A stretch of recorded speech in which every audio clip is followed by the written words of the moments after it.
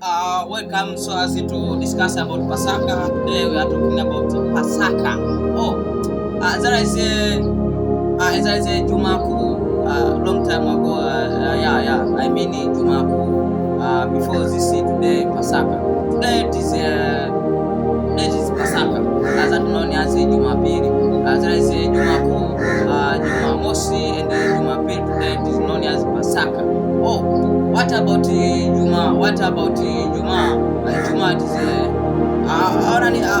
Juma is gadi swazi ameteswa amepigwa kwenye sisi kama Katolika, and Jumamosi gadi Yesu amepigwa hatimaye kwa kaburini mara pili, siku ya pili. So siku ya tatu ndio leo sasa amefufuka. Swali lile nimelijibu wakati niliuliza ule siku amefufuka ndio leo. Maana ni Tetelestai yote yamekwisha. Sasa tuko huko Tetelestai tunatembea nayo kote kwenye biashara, kwenye nini. Weka Tetelestai yote yamekwisha. Kama hizo Yesu hata mbele. So I want to talk about something about Pasaka today. So be careful, so please anything comment, anything share, like it. So what have been done whereby the word of God have been stoned up. Yeah. So Pasaka,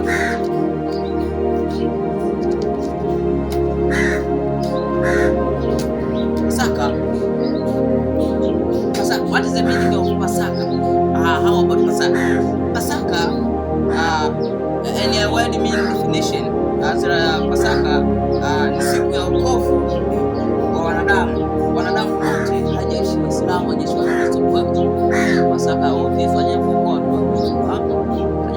wote, everything, everyone, Yesu fanya wokovu wote, dunia yote, mataifa yote. Ni siku ya wokovu kwa wanadamu wote kupitia Yesu Kristo.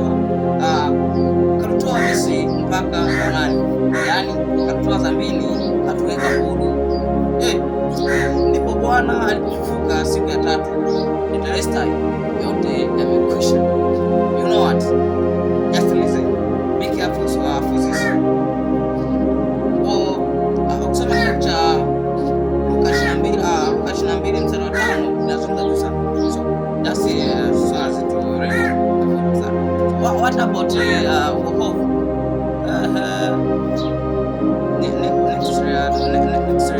So we will discuss about wokovu. About today Pasaka, God, everyone have bring wokovu, have bring the word wokovu. What about wokovu in English? Share in the comment that. So Luka 22:8.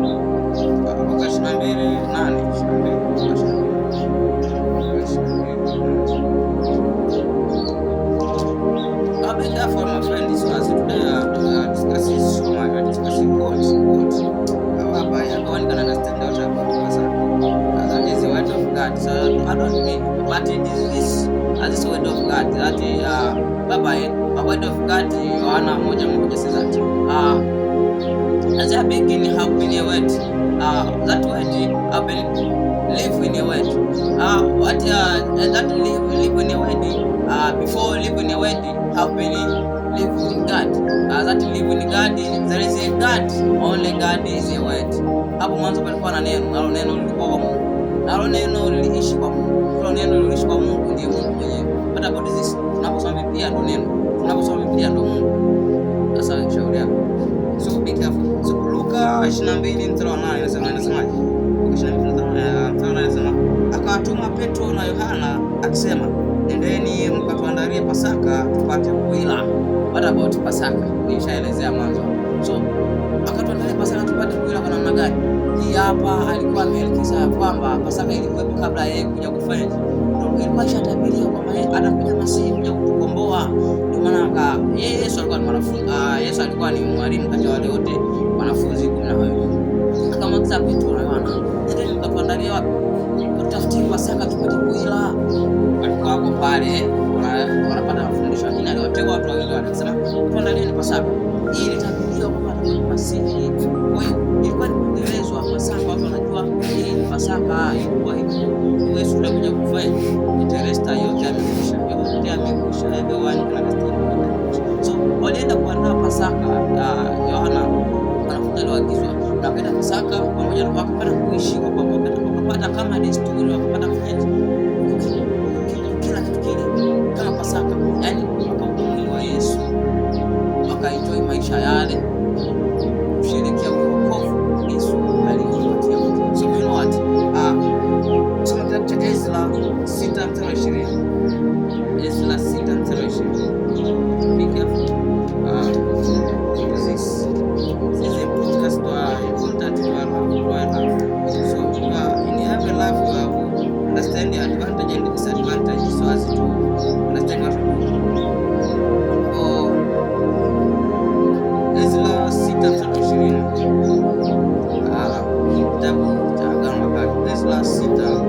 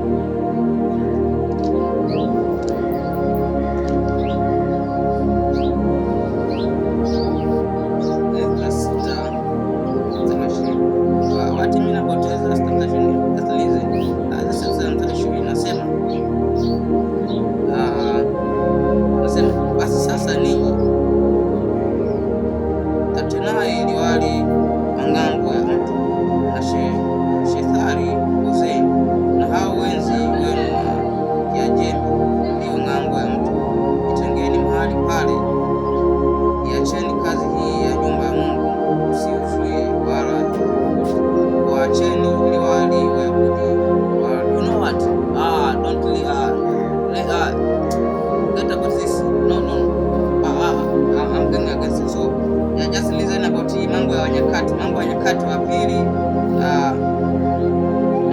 Pili 35:6. Mambo ya Nyakati wa Pili hiyo ilikuwa Ezra 6:20. Ezra 6:20. Okay, Ezra 6:20. So verso Ezra 6:20.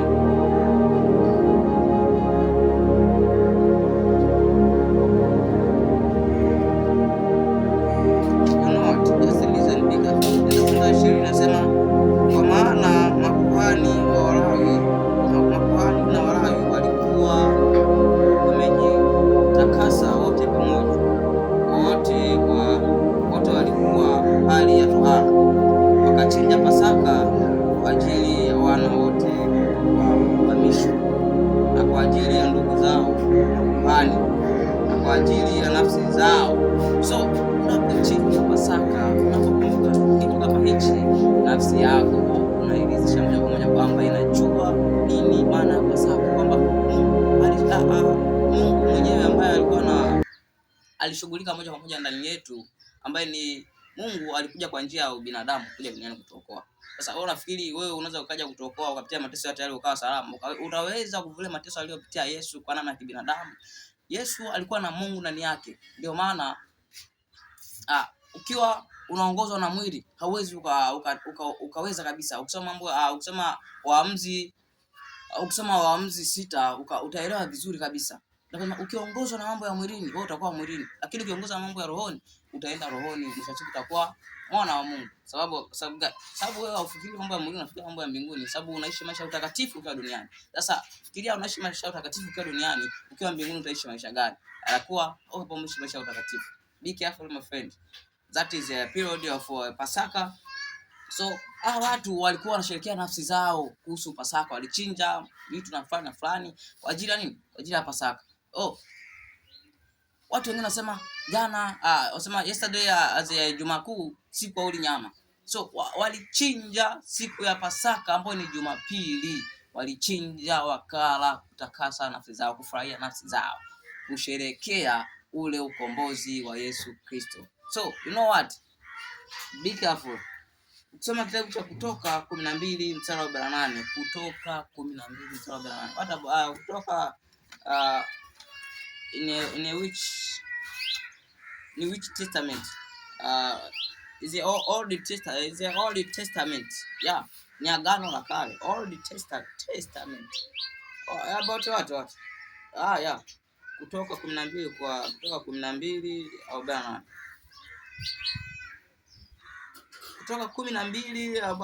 Kutoka 12:48. Does that say, na mgeni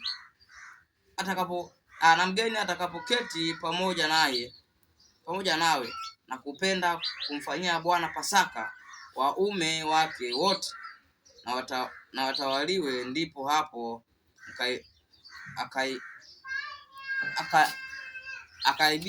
akaibie nini? Yeah, sorry for this. That is yeah, mistake. So wale sema na watu wote watakaohitaji wageni wote watakaokuja karibu yako ukaribia nini? Kuhitaji kusherehekea Pasaka. Inabidi kwanza uwaeleweshe nini maana ya Pasaka. Huenda juu usije ukasherehekea wajui nini maana ya Pasaka. You know what? It's that, na kuelekeza nini maana ya Pasaka. Na wewe pia ni mgeni. Huenda ni mgeni na huenda unajua. So, nakuongezea maarifa na unachokijua, comment there so as everyone can understand in deep what about today, what about Pasaka. That is a word whereby God talking with you through me. I'm a tourist. Don't me that tell you that about Pasaka, but no. But it's only God tell you through me, that is a tourist, whereby I translate word of God in every taifa. Yeah. So ukisoma vizuri hapo unagundua kitu kikubwa sana. So mambo tuendelee kitabu cha Mathayo 26 mstari wa 2.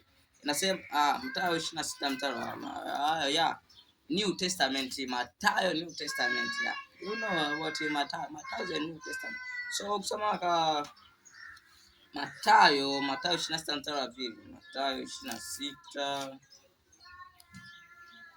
mstari wa 2 nasema, mnajua ya kuwa baada ya siku 2 itakuwa Pasaka?